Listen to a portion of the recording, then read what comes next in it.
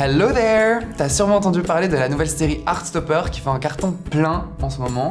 Je vais pas te spoiler si tu l'as pas encore vu, mais concrètement, en termes de représentation LGBTQIA+, on a rarement fait mieux. De nos jours, la visibilité des personnes queer est de plus en plus grande dans les médias, les films et les séries. On a enfin droit à des personnages qui ont une vraie histoire et qui s'écartent des stéréotypes habituels. Ma préférée restera bien sûr Jules dans Euphoria, rien à dire, elle est parfaite. Aujourd'hui, on est le 17 mai et c'est la journée internationale contre l'homophobie, la biphobie et la transphobie. L'occasion rêvée pour parler des droits des minorités LGBTQIA+, et revenir un peu sur l'histoire de ces combats.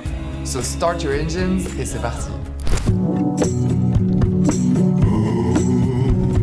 En 2005, la date du 17 mai a été choisie pour la journée internationale de lutte contre l'homophobie, la biphobie et la transphobie, et le choix de la date n'a, bien sûr, pas été laissé au hasard. Le 17 mai 1990, l'Organisation mondiale de la santé a décidé de supprimer l'homosexualité de la liste des maladies mentales. C'était il y a à peine 30 ans. Il a fallu ensuite attendre jusqu'au 25 mai 2019 pour que la transidentité soit, elle aussi, supprimée de la liste des maladies mentales. Ça fait seulement 3 ans. On se rend bien compte qu'on est qu'au tout début des luttes pour notre émancipation et que c'est seulement en alliant tous nos forces que ça pourra marcher. On pourrait croire que c'est assez intrinsèque à la communauté LGBTQIA+, de vouloir se rallier derrière un même drapeau ou un même sigle, mais en fait, au tout début, on n'était pas si unis que ça. Les mouvements d'émancipation LGBTQIA+, ont débuté il y a longtemps, entre le 19e et le 20e siècle, mais ils ont surtout pris l'ampleur après les années 60. Ce sont les émeutes de Stonewall qui sont à l'origine des Prides et qui ont propulsé la visibilité et probablement la rage aussi des minorités LGBTQIA+. Mise en contexte. New York, le 28 juin 1969, une brigade de policiers débarque au Stonewall Inn, un bar connu pour être un safe space pour les minorités LGBTQIA+, les travailleuses du sexe, les sans-abri et bref, n'importe qui. Les policiers ont procédé à une fouille agressive qui visait toutes les personnes qui sortaient des normes de l'époque. Ce à quoi les personnes présentes dans le bar se sont opposées, et particulièrement les personnes racisées et les femmes trans. De là a commencé une grosse émeute qui a duré plusieurs jours, avec une foule de plus en plus grande s'opposant aux agissements des policiers. La légende raconte que c'est Marsha P. Johnson, une femme trans racisée, qui aurait lancé la première pierre aux policiers. Elle est considérée un peu comme une figure emblématique des émeutes de Stonewall, tout comme Sylvia Rivera, une autre femme trans. Elles ont longtemps été invisibilisées, mais ça commence à changer. Pile un an après ces émeutes, des personnes sont retournées au Stonewall Inn pour fêter l'anniversaire des émeutes, et c'était en fait un peu la première Pride ou marche des fiertés. De là, se sont organisés de plus en plus d'événements semblables partout dans le monde. Petit à petit, les mouvements d'émancipation ont pris de plus en plus d'ampleur et il a fallu trouver des symboles autour desquels se réunir. C'est comme ça qu'est apparu le drapeau Rainbow, créé en 1978 par l'artiste Gilbert Baker. Ensuite, dans les années 80, le sigle LGBT a lui aussi fait son apparition. Malheureusement, cette volonté d'inclusivité et de convergence des luttes n'a pas vraiment pris tout de suite, mais on y reviendra plus tard. En 1989, le Parlement européen a appelé les États membres à dépénaliser les relations homosexuelles. Le step suivant, c'était la légalisation du mariage entre deux personnes du même genre, et ça, c'était pas gagné. Heureusement, aujourd'hui, dans la majorité des pays du monde, être une personne homosexuelle n'est plus considéré comme un crime, et une trentaine de pays ont légalisé le mariage entre deux personnes du même genre. Le deuxième pays du monde à acter cette légalisation n'est autre que la Belgique en 2003. Notre cher pays se place d'ailleurs comme un des pays les plus avancés au monde en matière de droits des personnes LGBTQIA+. Mais l'homosexualité est encore considérée comme un crime dans près de 70 pays du monde et est passible de la peine de mort dans 11 d'entre eux, dont l'Arabie Saoudite, le Yémen, le Soudan et l'Iran. Même si ces lois ne sont pas toujours appliquées, elles sont significatives des conditions de vie des personnes LGBTQIA+ dans ces pays. Récemment, on a assisté à une visibilisation de plus en plus grande de certaines minorités au sein de la communauté, et notamment grâce à des lettres rajoutées au sigle LGBTQIA+.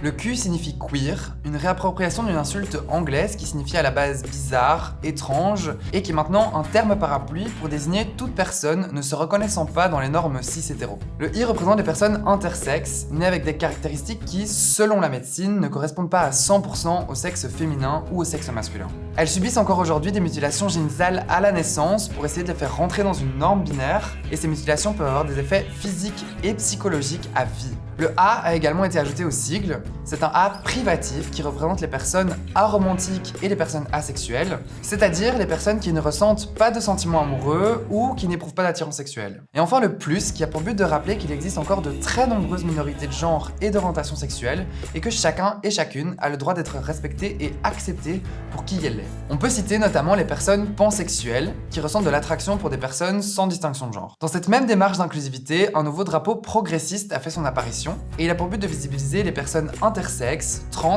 et racisées, afin de rappeler que même si les oppressions dont elles sont victimes prennent des formes différentes, la convergence des luttes est nécessaire, et c'est ça qu'on appelle l'intersectionnalité. Pendant longtemps, les personnes racisées, et particulièrement les femmes trans, ont été mises de côté, invisibilisées dans les luttes, alors que c'était pourtant elles qui avaient été les premiers à se battre pour les droits de la communauté. Des stratégies de domination se sont en fait immiscées au sein d'une communauté qui rallie pourtant des gens se battant pour la même chose, c'est-à-dire des droits et la liberté d'exister. Chaque communauté se battait un peu pour ses propres droits, quitte à exclure des sous-groupes de leur lutte et à avoir des comportements racistes et transphobes. Encore aujourd'hui, les personnes LGBTQIA+, sont victimes de beaucoup de discrimination, de rejet, de stigmatisation et de violence au quotidien. En plus de subir du harcèlement de rue, elles sont également la cible de crimes LGBTQIA-phobes et elles peuvent se voir refuser un emploi ou des soins de santé adéquats. L'école est également un milieu particulièrement violent pour les jeunes queers. Et elles sont fréquemment victimes d'actes LGBTQIA-phobes pouvant aller de propos négatifs jusqu'à de la violence physique. Pour autant, à l'école, on ne parle quasi jamais d'orientation sexuelle ou d'identité de genre, comme si c'était tabou. Pourtant, la visibilisation des minorités queer et la sensibilisation dès le plus jeune âge sont les seules stratégies qui pourront faire en sorte de changer les mentalités et permettre aux personnes LGBTQIA+, de mener une vie digne, sans devoir subir des rejets et des discriminations quotidiennes. Ces violences sont souvent combinées à du racisme et à du sexisme quand on est une personne issue de plusieurs minorités. Et c'est pour ça que c'est important d'avoir une grille de lecture intersectionnelle quand on parle de discrimination. Together we win! Maintenant, tu vas sûrement te demander, mais qu'est-ce que je peux faire, moi, à ma petite échelle? Si tu es une personne concernée par ces violences, signale les actes discriminatoires dont tu es victime à UNIA. C'est une institution publique qui lutte contre les discriminations. On a souvent tendance à ne pas vouloir ressasser les atrocités que l'on subit, mais en fait, signaler des discriminations, c'est très important. Ça permet de les chiffrer, de les analyser et en fait, de les combattre. Tu peux les contacter sur unia.be au 0800 12 800. Si tu as besoin d'aide ou d'accompagnement, tu peux contacter les Rainbow House, qui regroupent des dizaines d'associations LGBTQIA+. Si par contre tu n'es pas une personne concernée par ces violences, informe-toi d'abord et sensibilise ton entourage à toutes ces discriminations. En cliquant sur le lien dans la description de cette vidéo ou en bio, tu trouveras plein d'informations complémentaires à ce sujet. Et enfin, qui que tu sois, je t'invite à te rendre à la Pride ce samedi. Sens-toi libre d'être qui tu es, sois-en fier et surtout, Happy Pride!